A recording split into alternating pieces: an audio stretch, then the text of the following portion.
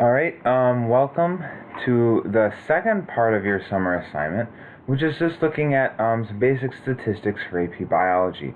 Um, so, disclaimer that any of you who are maybe in right now or have taken a statistics class already in high school will probably find this pretty much a review.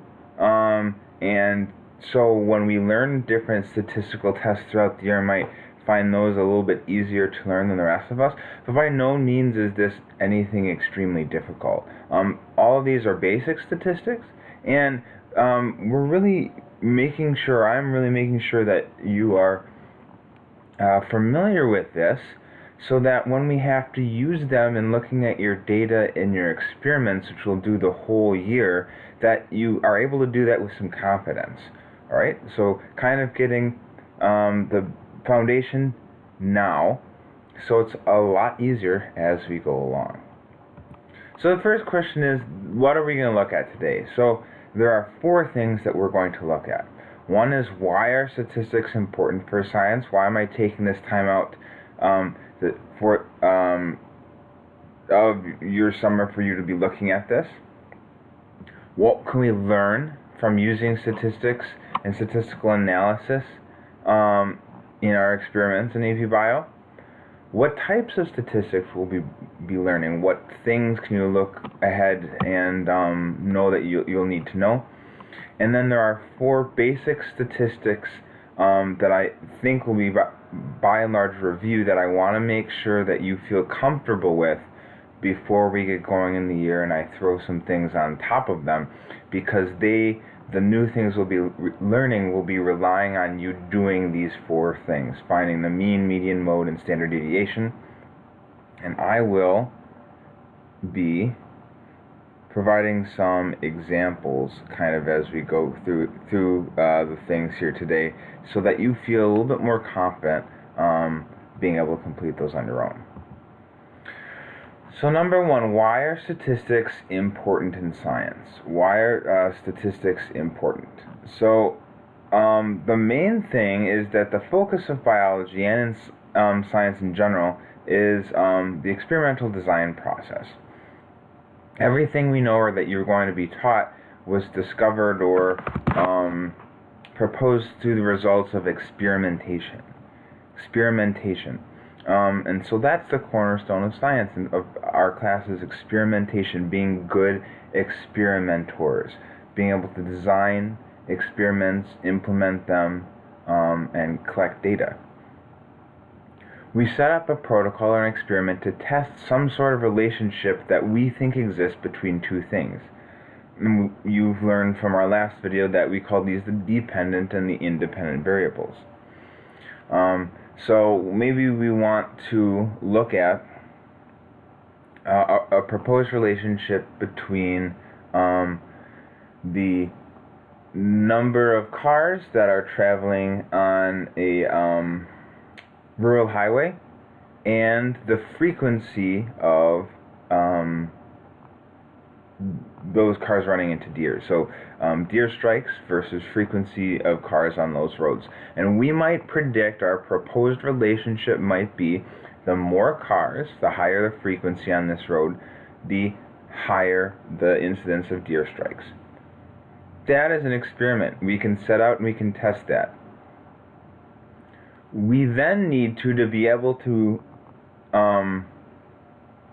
try to answer our question. We need to do some measurements, and we use qualitative and quantitative measurements. We call these data to look at, to test that supposed relationship. So we might test or record for a year the number of cars that travel down that road in a month and the number of deer strikes.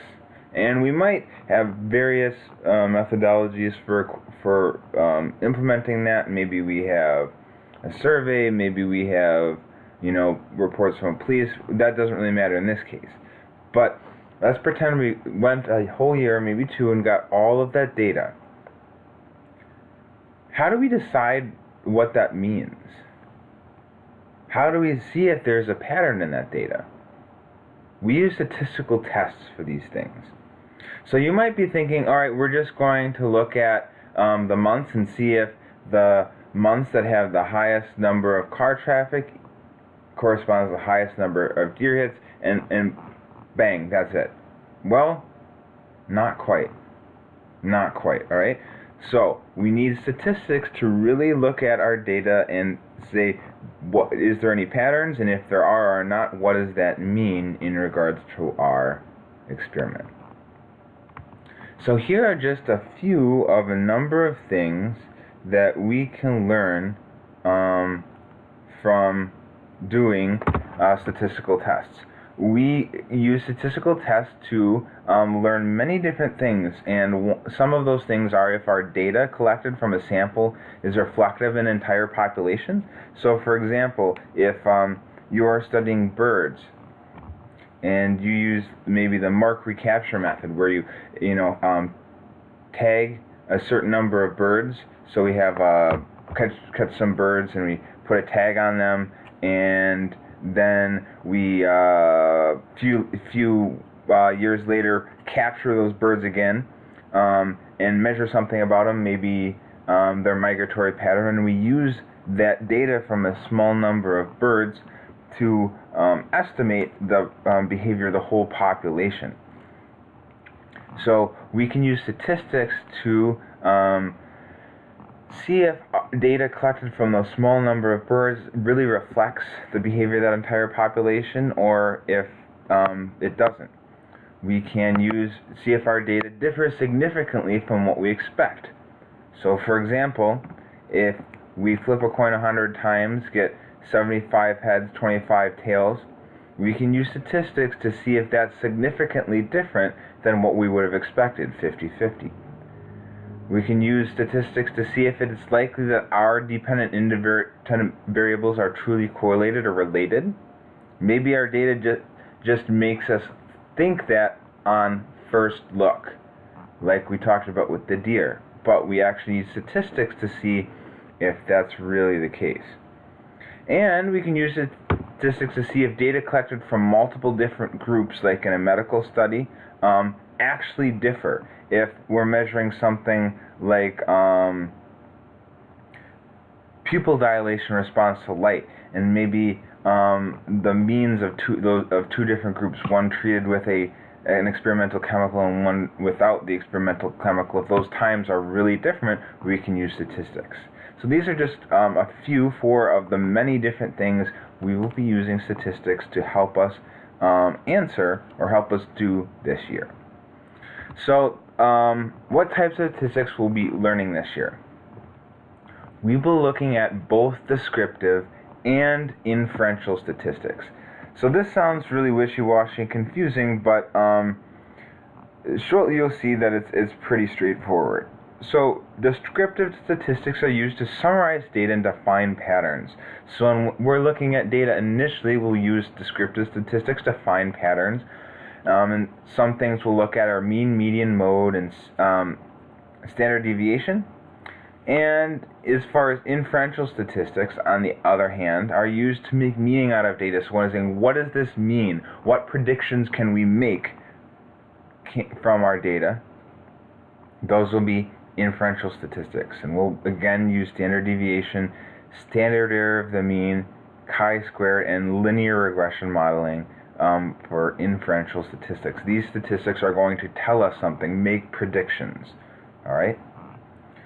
So, I want to start out with 4 descriptive / inferential statistical tests that I want to make sure we can do before we go forward. That's mean, median, mode, and standard deviation. So this might be a review. If these are a review, you may fast forward through this part, maybe perhaps to the standard deviation at the end, if you're sure you know them. If nothing else, you might want to sit through just for a review. We'll be using mean a lot in AP Bio, alright? The reason we're going to be using mean a lot is we're usually going to have multiple groups. So when we have multiple groups, so more than one experimental group, we'll have maybe an experimental group and a control group. That's just two groups, but maybe we'll have multiple experimental groups.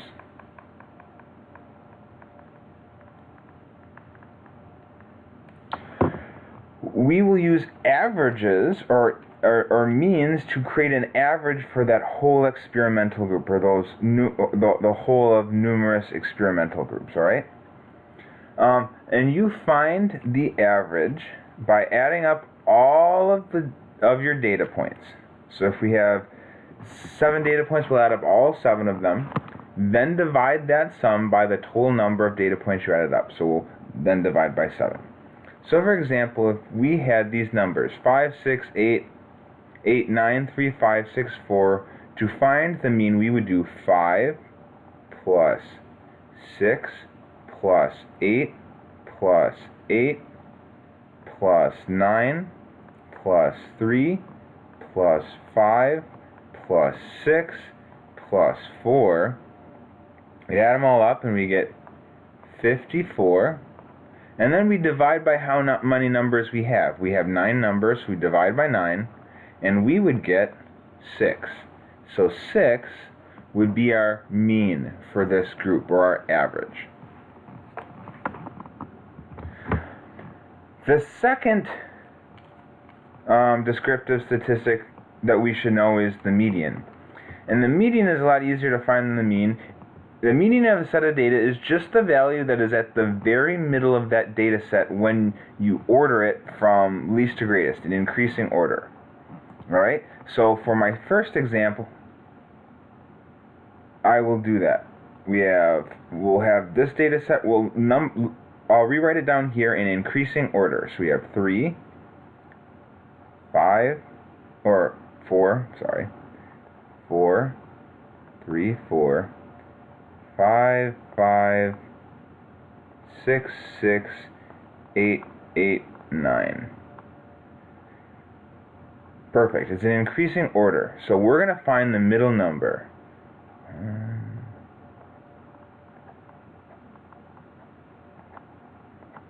6. So 6, in this case, is our median. This works very nicely if we have data sets that have an odd number. Like this one, there's 9 pieces of data, there has to be one middle number. What happens if you have a data set like this one that only has 8 values, that has an even set of data points?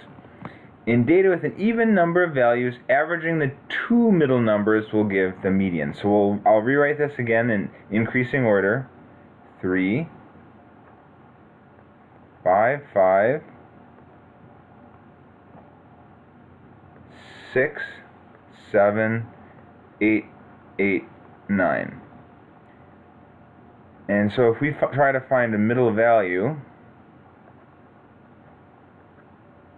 we end up with both 6 and 7 being the middle. The middle is right here. So to find the median, we're going to average 6 and 7 together. 6 plus 7 equals 13 divided by 2, 6.5. In this case, 6.5 is our median. Because of this, our median can actually be a number that isn't even in our data set. An interesting concept. Third is mode. Again, mode is pretty easy, quick to find. The statistical mode is simply the most frequently occurring number in the data set. So we look at our data, we find what number occurs most often. So here, 8 occurs twice, 5 occurs twice, 6 occurs twice. So, actually in this data set, our mode, we would have more than one. Our mode would be 5, 6, and 8. If, on the other hand, I would throw in an 8 right here on the end, and now we have 3/8, then our mode would become 8. So it's just the most frequently occurring number. Remember, you can have more than one number as the mode. Alright. Lastly is standard deviation. And this is going to be one we're going to deal with a whole bunch. So mean, median, and mode were descriptive statistics. Standard deviation, actually considered more of an inferential statistic, but it can be considered descriptive one as well. That's why I included it on both.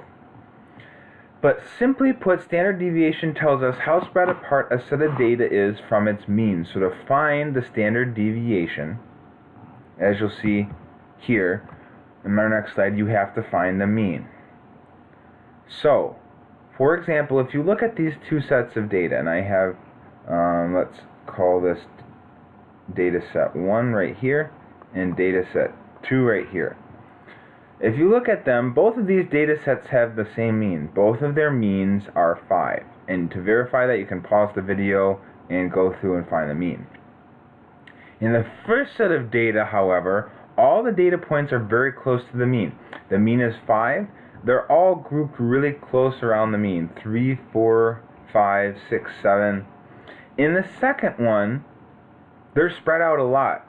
Mean is 5. We have some 1s, we have some 9s, we have some 2s and 8s.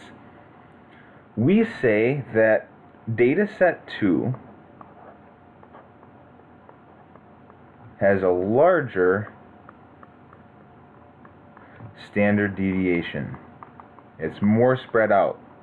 It's more spread out. The average value is farther away from the mean in data set 2 than data set 1.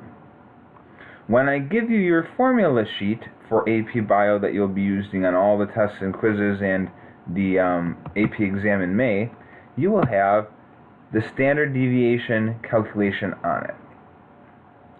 So, standard deviation, that's what this little s stands for.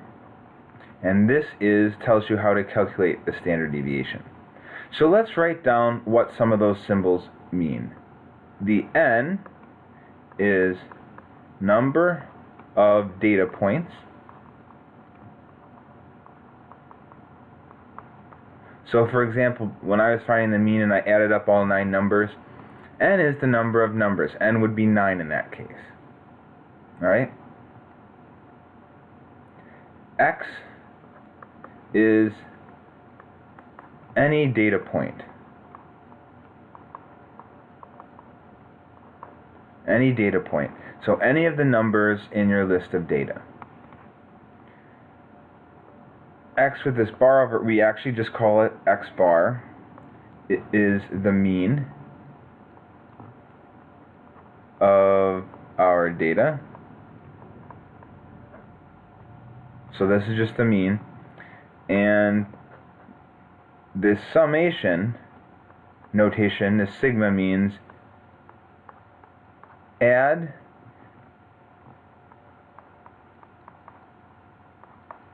everything up. So we're going to do some repeated addition of this quantity right here.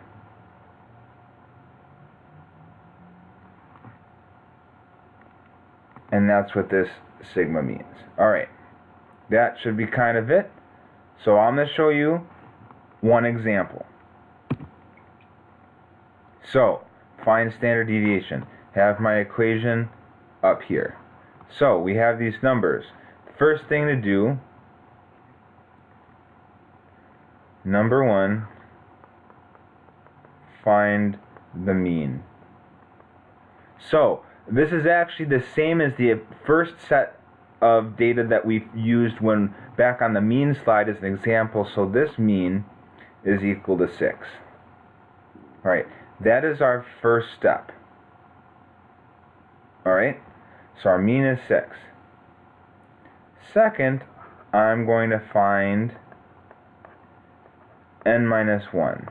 So n, remember the number of pieces of data. So 1, 2, 3, 4, 5, 6, 7, 8, 9. 9 minus 1, we have 8. 3. We are going to calculate x minus mean, the sum. We're going to do this part right here. So, start with my first piece of data. 5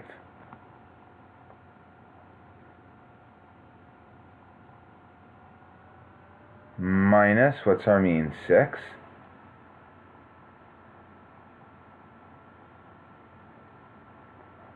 squared plus 6 minus 6 squared plus, see, repeated. I'm going one by one through these sets of data and putting them in this equation and then adding them up. That's what the summation sign means. Plus 8 minus 6 squared, then 8 again, plus 8 minus 6 squared, plus 9 minus 6 squared, plus 3 minus 6 squared, plus 5 minus 6 squared, plus 6 minus 6 squared, plus 4 minus 6 squared. Alright, so now what we're going to do is go back and we're going to try to simplify all this. 5 minus 6 is negative 1. Squared is 1. 6, this is 0. 6 minus 6 is 0. Squared is 0. 8 minus 6 is 2. Squared is 4. 8 minus 6, 2 squared is 4. 9 minus 6, 3 squared is 9. 3 minus 6, negative 3 squared is 9. 5 minus 6, negative 1 squared is 1. 6 minus 6, 0 squared is 0. 4 minus 6, negative 2 squared is 4. Now we're going to add all of our numbers up. 1 plus 0 is 1, plus 4 is 5, plus 4 is 9, plus 9 is 18, plus 9 is 27, plus 1 is 28, plus 0 is 28, plus 4 is 32. So our whole numerator up here becomes 32. We're going to divide that by what? 8. Put the 8 in the denominator. That's what our n minus 1 is. So we are left with, at this point, getting close to the end, 32 divided by 8. And 32 divided by 8 is 4. So the last step, take the square root of that, 4, 2. So the standard deviation of this set of data is 2. What does that mean? That means on average,